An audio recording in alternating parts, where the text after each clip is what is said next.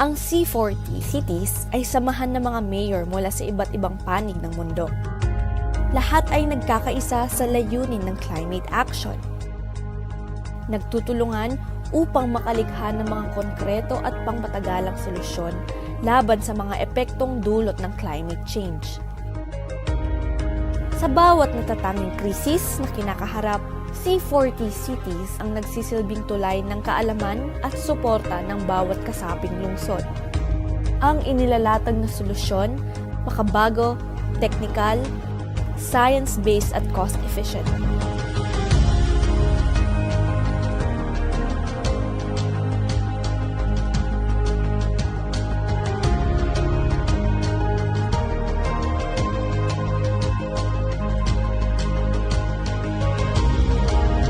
Batay ito sa mithiing makamit ang isang kinabukasan na makakalikasan at sustainable.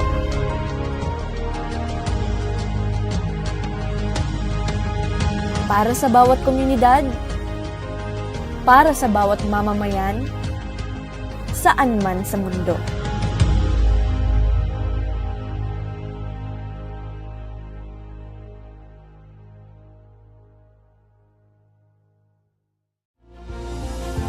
Walang ligtas sa epektong dulot ng climate crisis. Extreme conditions are to on the declare a rise. statewide climate emergency. Usually heavy rains and flooding. Suffering from more droughts. Dahil sa matinding init, minimatay. These temperatures are breaking records, heat waves are claiming. Heat wave sa Southeast Asia. Malalang pagbaha sa Latin America.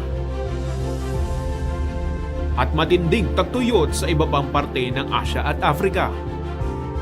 Ang krisis sa pabago-bagong klima, mas matindi ang pinsala sa mga komunidad sa Global South.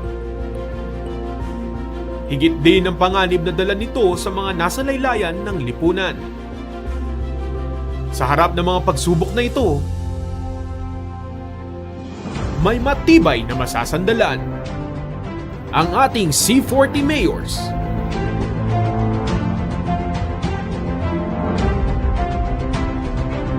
Nagkakaisa at nangunguna sa laban ng climate crisis. Nagtutulungan sa paglikha ng mga solusyon at aksyon para maibsan ang masamang dulot nito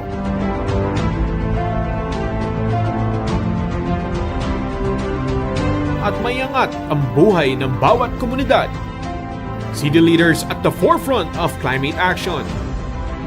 Magsasama-sama sa C40 City Southeast Asia Regional Academy sa Quezon City para talakayin kung paano matitiyak ang pagkakapantay-pantay at inclusivity sa pagbuo ng climate action.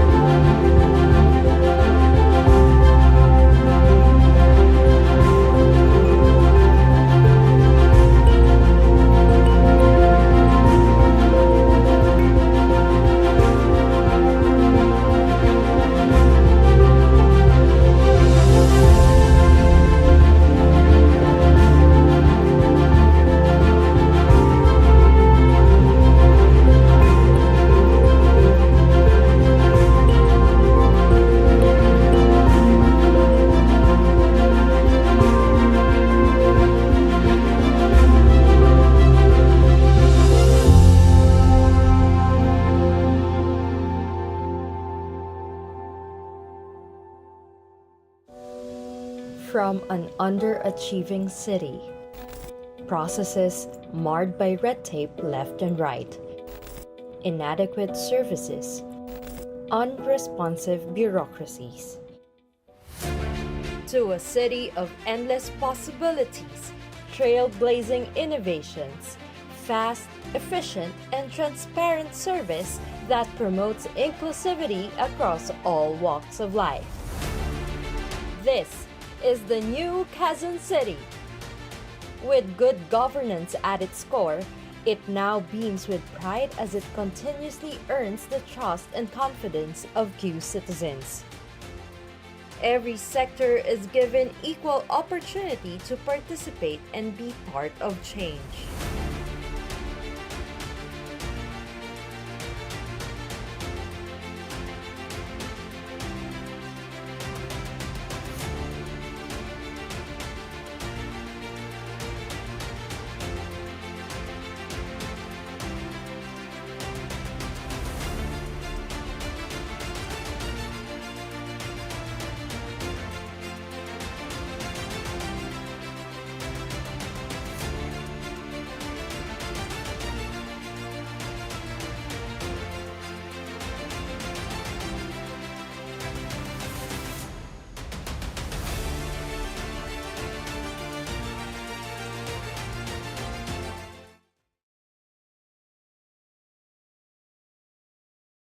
Now,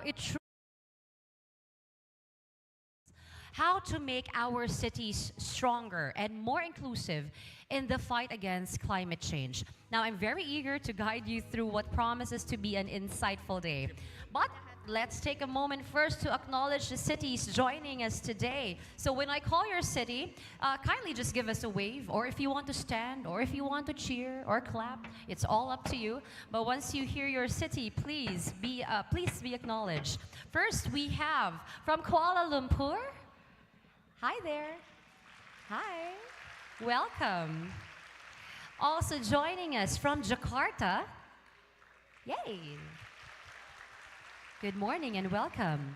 Of course, our host, Quezon City, all around the room. And last, but certainly not the least, we also have guests from Freetown. Again, welcome everyone. It's very wonderful to see all of you here, dry and ready to contribute to this very important conversation. Now, to kick things off, it is my great honor to introduce very remarkable women leaders who have been at the forefront of driving inclusive and sustainable urban development in their respective cities. It's my pleasure to introduce to you first a dynamic leader who has been a driving force behind numerous sustainability and inclusivity initiatives in our host city. Now, Mayor Joy Belmonte has been serving Quezon City for 15 years now. She was previously the city's vice mayor for 3 consecutive terms before vying for its highest office in 2019. Now, on top of her agenda, then were women's rights, gender equality, enhancing social services, particularly for the marginalized. Now, the city's 11th mayor also imposed zero tolerance for corruption in the city by code, ensuring that every peso is well spent on projects that are meaningful, sustainable, and effective. Introducing and sustaining reforms in government is one of the many challenges that the mayor has had to hurdle. She continues to believe that many things detrimental to progress and development have been institutionalized, such as corruption and a culture of mediocrity. She maintains, quote, "There is a need to restore the people's faith, trust, and confidence in government." So please join me in warmly welcoming Mayor Joy Belmonte.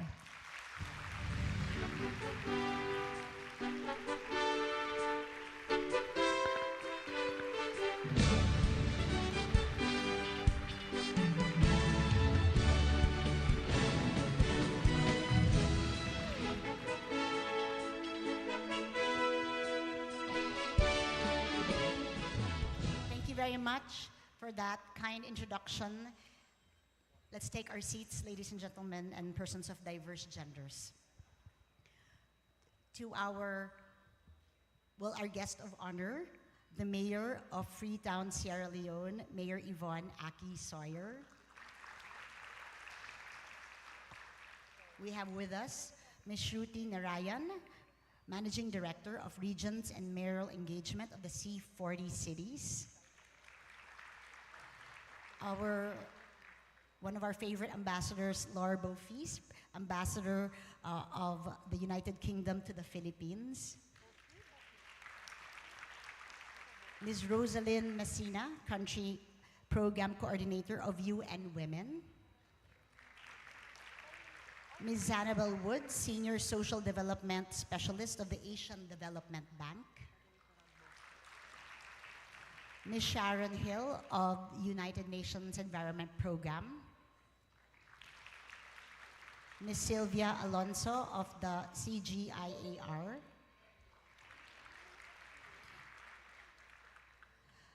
To our beloved Vice Mayor Gian Carlos Soto. To members of the City Council led by the Honorable Majority Floor Leader, Council Dorothy Delarmente.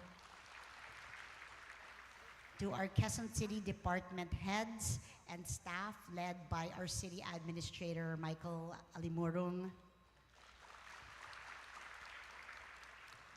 To our C40 and Regional Academy delegates, especially our friends from Jakarta and Indonesia. Let's give them a warm round of applause. They flew in to be with us today.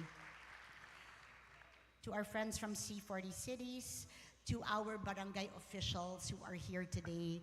I was explaining to Mayor Yvonne the role of the barangay official, and in yesterday's reigns, I said they are the frontliners. They are responsible for taking care of our Q citizens. To all of our partner agencies, NGOs, and POs that are present today, a pleasant morning to everyone. As cities across the global south navigate the intersecting challenges of climate change and social inequality, we find ourselves at a crossroads. The urgency of climate action has never been more pronounced. Our geographical vulnerabilities make us particularly susceptible to the devastating impacts of climate change. From record-breaking heat waves that scorched our cities, from here to West Africa, to successions of typhoons that have grown stronger in recent years, our communities are enduring the harshest consequences of this global crisis.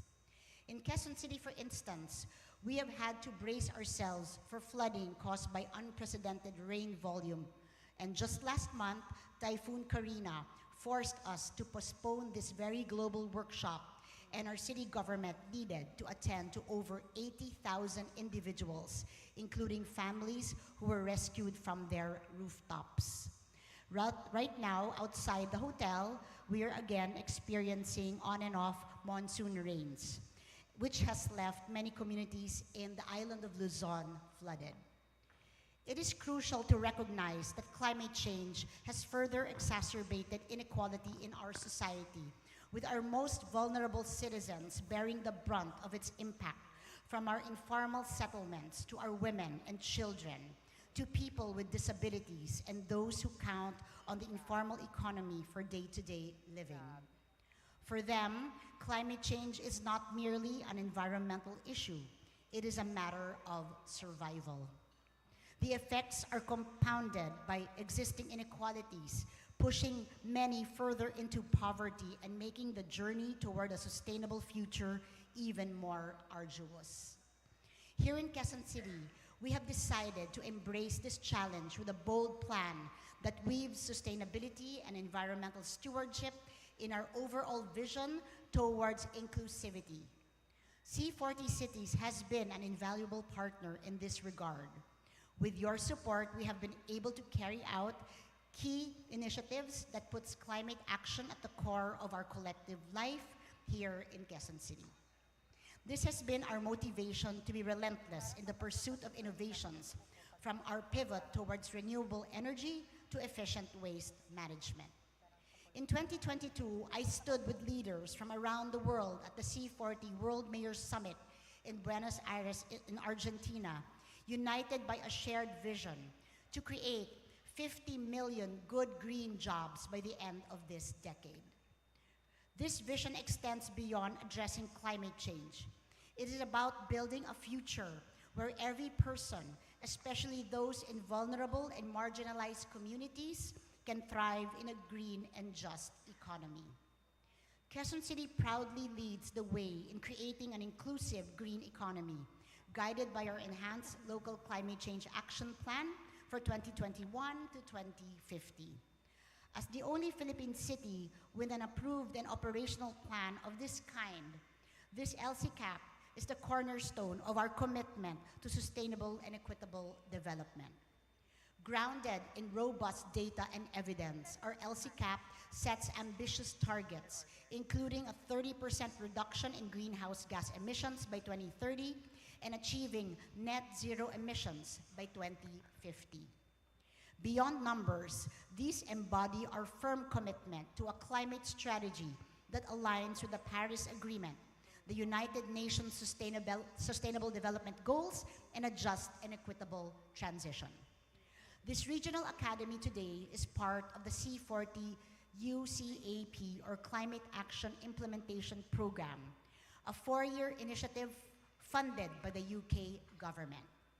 Through the UCAP-CAI program, C40 cities are working to bring equity and inclusion to the heart of climate action by engaging frontline and marginalized groups, assessing the actions through an equity lens, and making sure that the benefits of these actions are distributed in an equitable way. We understand that climate action is inseparable from social justice. Our LCCAP serves as our guiding framework, shaping policies and programs that deliver meaningful benefits for all residents. A significant portion of our workforce is employed in the informal economy, individuals whose livelihoods are particularly susceptible to climate shocks. Our plan prioritizes inclusive climate action, ensuring that no one is left behind on our path to a sustainable future. Our commitment to a green and just economy is a grassroots movement that empowers all residents, especially the marginalized. Since 2022, we have created over 25,000 jobs in the urban farming sector alone, providing not just income, but also the opportunity for individuals to build better futures for themselves and their families.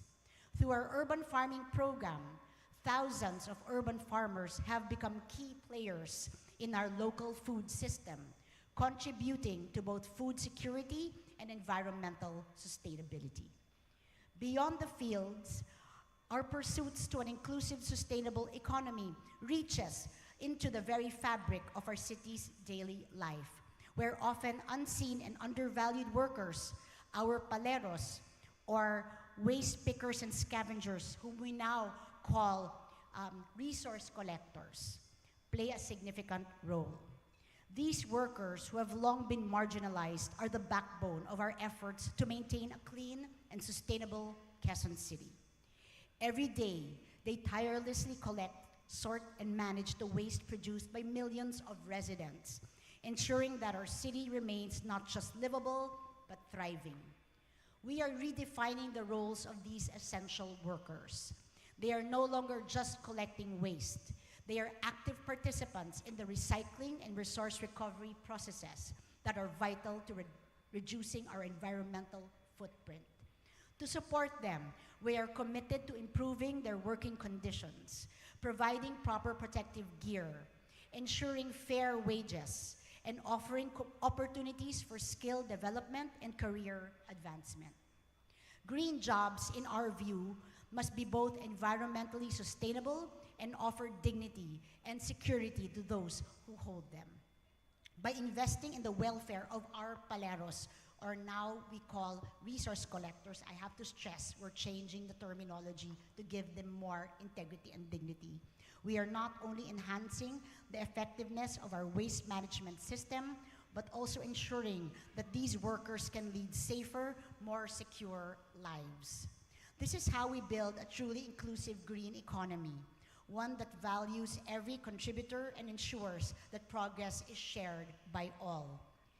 Ladies and gentlemen, and persons of diverse genders, within the challenges we face lies our greatest opportunity. We have a chance to reshape our cities, not only to withstand the impacts of climate change, but to emerge stronger, more inclusive, and more just. Together, we are showing the rest of the world how it can be done, and I am optimistic that as we inspire others to walk the same path, we will reach the future of our hopes just in time. Again, as we say in Filipino, maraming salamat at mabuhay tayong lahat.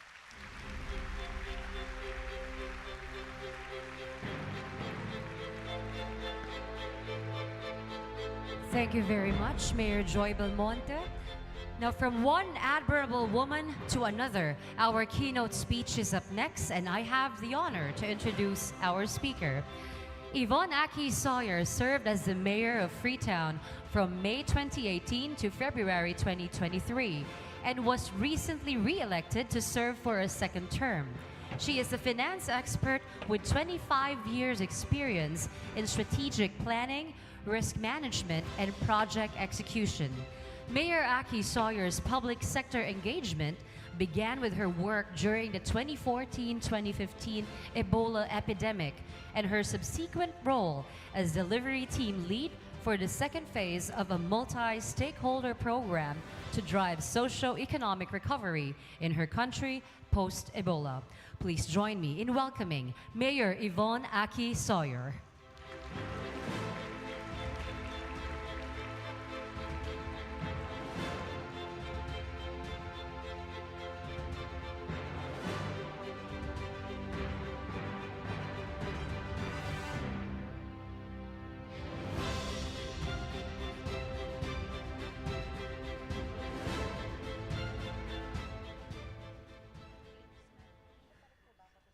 Mayor Joy, if I may stand on existing protocols.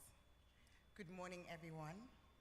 And I'm glad to be here again in my second day in the Philippines and to have experienced my second typhoon.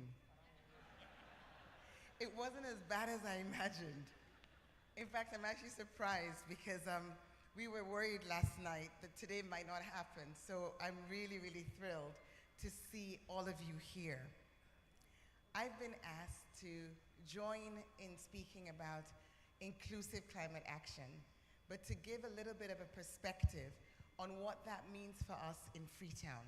So I'm standing here both as the co-chair of C40 Cities for the Global South and as the mayor of Freetown. So in the first part of my remarks, I'll focus on being the mayor of Freetown. For many of you in the room, you may not have even heard of Freetown or know where we are. So let me start by telling you. Capital city of Sierra Leone in West Africa. And in terms of our geography, we are a small city compared to Quezon, 1.5 million people, and we are surrounded by a range of mountains and the Atlantic Ocean. What does climate change look like in Freetown? Like many of you, or in fact, the whole world, and particularly the Global South, climate change is already having a significant impact. The extreme weather conditions that we're seeing, the different changes that are happening to what used to be predictable weather patterns, particularly impact agriculture. So the city's first impact, or the city's most significant impact in terms of climate change, isn't necessarily what is happening in the city, but what's happening in the rural areas. Crops are failing, harvests are failing, and so we see a move of people into our cities. Something I know you've experienced as well, when typhoons have led to people moving into Quezon City to look for other opportunities. So our population has grown. It's grown exponentially. And at the same time, unfortunately, our legislation is such that the city of Freetown doesn't have authority over land use planning and building permits. That means when people move into the city, the move is not planned. And consequently, we've seen a growth of informal settlements. And that growth has come with deforestation. So just painting the picture, a range of mountains, the Atlantic Ocean, people crowding into the city, cutting the trees as we saw in the skit earlier on, cutting the trees, and that deforestation having dire consequences, landslides, flooding, and of course, heat. So that's what Freetown is experiencing in respect of climate change. So that's the impact coming in, but we also, of course, experience the extreme weather conditions. We see the heat, we see the extreme rain, the heavy rainfall, and that mixture is what we're seeking to address in our Inclusive Climate Action Plan. So what does that look like in our city? Like Mayor Joy, I also was pleased and proud and privileged to be able to launch a climate action plan in 2022. That climate action plan built on our development agenda, an agenda which we designed in 2019, looking at 4 key areas: resilience of our city, human capital, healthy city, and urban mobility. And now, 2 years on and an election on, we are continuing our journey of our Inclusive Climate Action Plan, tying it into our latest development agenda known as Transform Freetown, Transforming Lives. We've gone from simply addressing the structural challenges that we experience with climate change to setting ourselves a very, very ambitious but realistic target of creating 120,000 decent jobs for women and youth by 2028. And where will those jobs come from, and how will they be tied into climate change and climate action? The beginning, starting point, the middle, and the center is communities. I want to applaud you this morning, the leaders of the village. Can I get the pronunciation? Barangay. So can I see the hands up of all the barangay leaders in the room?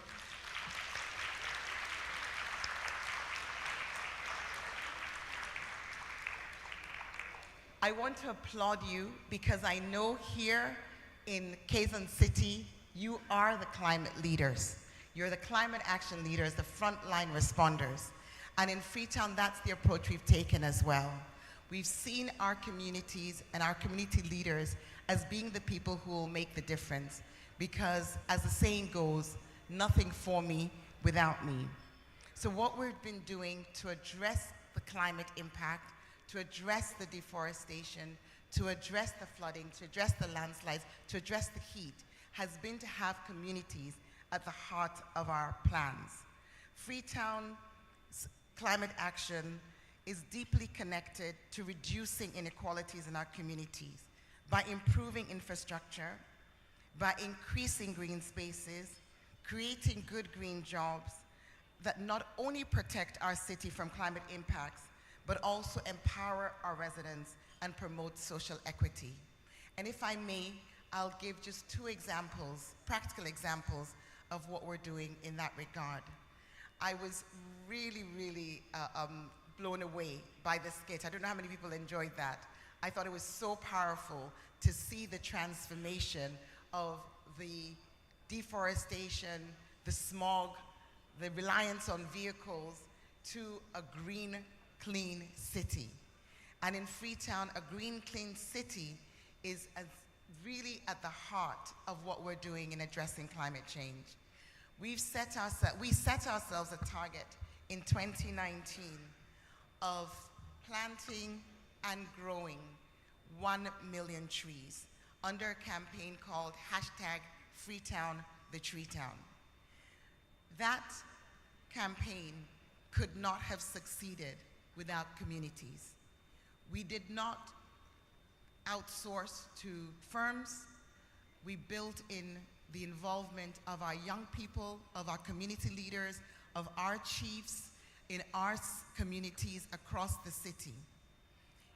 In Freetown, the Tree Town, we engaged community people, community-based organizations to be our climate ambassadors. We have over 5,000 climate ambassadors across the city, but more importantly, we have thousands of young people who plant, grow, monitor, and track the trees. Every tree has a unique identifier tag, and when it's planted, the person who plants it, the grower, takes a photo of the tree and uploads it onto a digital platform. So we have on www.freetowntreetracker.org our trees, and the payments are made to our growers as they periodically upload images of the trees. They are supported with training, they're paid, and thus we're creating good green jobs whilst also restoring or reforesting our city. We do that and have done that over the last 4 years with a number of challenges, but with immense success. I'm pleased to tell you that as of today, we've now planted and are tracking 1.2 million trees.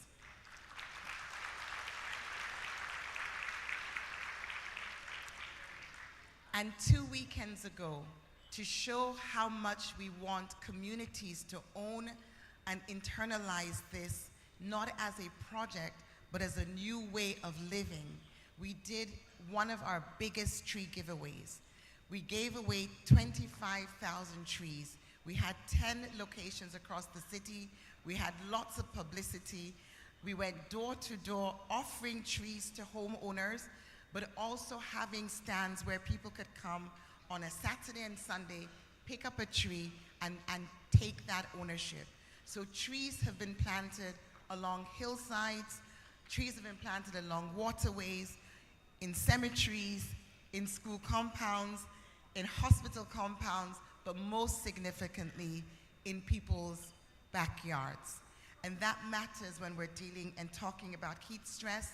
This really matters when we're talking about youth engagement, and together with our communities, we're determined to see our city become green again. Another area of growth and resilience has been in sanitation. So sanitation, I know, has been and continues to be a major source of greenhouse gas emissions for those of us living in the developing world. But for us, as has been the case for Quezon City, that's a narrative we want to change. A narrative where we see sanitation improvements, both liquid and solid waste, converting into job opportunities, as well as improving the health conditions in our city. And perhaps I was sharing yesterday, perhaps for me, one of my most exciting and rewarding interventions has been the growth we've seen of liquid waste becoming part of our circular economy, creating jobs for vacuum truck operators, creating jobs for public space, public toilet operators, and actually having the fecal sludge, which is the nice name for what we all have to do every day, having the fecal sludge converted into briquettes, which are an alternative cooking fuel. So we now, as of hopefully by next month, will be able to produce 2,000 tons of briquettes made from fecal sludge on an hourly basis, replacing the use of charcoal and wood, which currently accounts for 82% of cooking fuel in our city.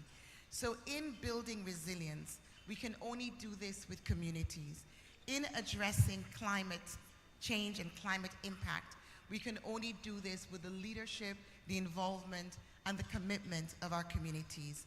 Inclusive climate action is something that C40 has valued and has understood is the answer to the frontline change that we need. Climate change is a global crisis, but the response to climate change, the answer to climate change, is incredibly local.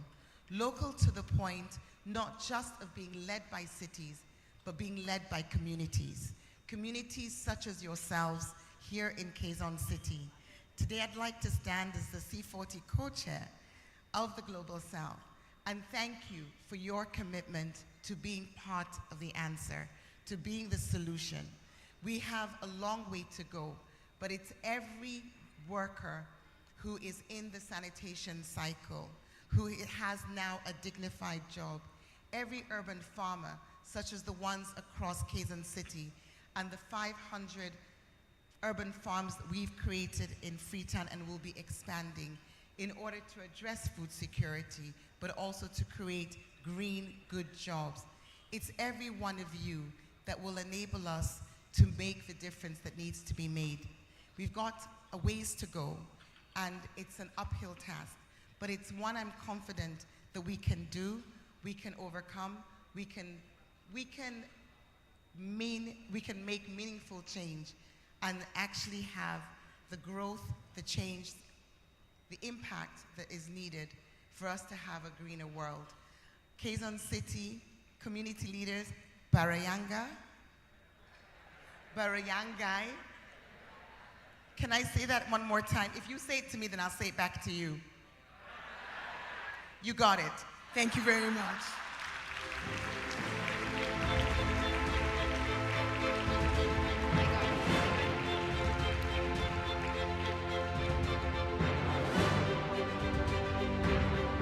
Thank you very much, Mayor Yvonne Aki-Sawyerr, for your inspiring words and leadership, and also to Mayor Joy Belmonte. Of course, you are both true inspirations, especially for women everywhere who strive to make a difference. Please join me in giving them another big round of applause.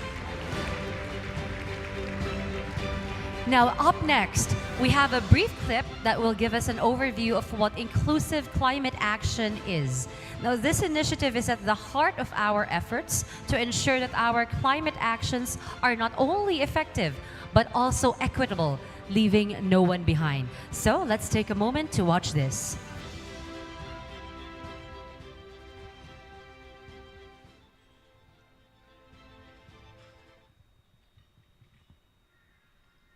Number that will continue to grow in the coming decades. The climate crisis is striking our cities hard and will continue to do so. Floods tear through neighborhoods, heat waves stifle daily life, and rising sea levels threaten our very foundations. This is the urban face of loss and damage due to the ongoing climate crisis. It's a core issue of climate justice. Those who have contributed the least usually experience the worst effects of climate breakdown. City leaders and mayors are working to shield their residents from the worst. But how can their efforts reach everyone? By leaving no one behind, especially the marginalized. We can create solutions that are fair, equitable, and resilient. So what does inclusive, just, and effective climate action on loss and damage look like? It can be social protection and cash assistance before and after climate disasters, or protecting outdoor workers who feel the heat most, and also welcoming and supporting climate migrants into cities, and even grant-based aid instead of loans to reduce climate-induced indebtedness. To implement such actions, cities need data, resources, and a seat at the table, without forgetting solutions to limit loss in city climate emergency. We're getting ready for a future where our cities are not just survivable, but sustainable and equitable. Join us on this mission to build a world that stands resilient in the face of climate breakdown. Today, kailangan naman lahat ng trabaho ay from the heart para maayos ang kinalabasan. Take one. This is Tatay Sablay, farmer and vice president of Grow QC. Guru, you cannot believe it. At the age of 74, I'm still with the soil. First of all, ay naging healthy pa ako. Kasi open area, fresh air, at saka yung sunlight pag umaga, talagang nagbibigay ng lakas pa sa'yo, nagdadagdag. Ay ang role namin ay para lalo pang lumakas o kaya mapaganda ang programang urban farming dito sa Quezon City, initiated by our mayor. Well, that was not in your guide question, so I don't... And this is Joy Belmonte, 11th mayor of Quezon City. Being mayor is something I love. You can interact with so many different types of people, and you are in a position to not just listen to them, but make their dreams come true. There are many challenges, but I view these challenges as in a way positive because it helps us to innovate. 45% of the Philippines' urban population live in places with weak infrastructure, extremely vulnerable to flooding and typhoons. Ang laki talaga ng epekto. For how many days na hindi kami makaapak sa taniman namin. Grow QC is helping vulnerable people earn an income, gain access to local affordable food, reduce agricultural emissions, and build resilience against climate impacts and extreme weather. At kung mayroon ka mang kaunting lote doon sa inyong bahay, pwede mong i-develop yan. Sa aming farmers dito ay napakalaking tulong sa programa ng ating mahal na mayor, especially noong panahon ng kung wala itong mga taniman, we cannot supply food.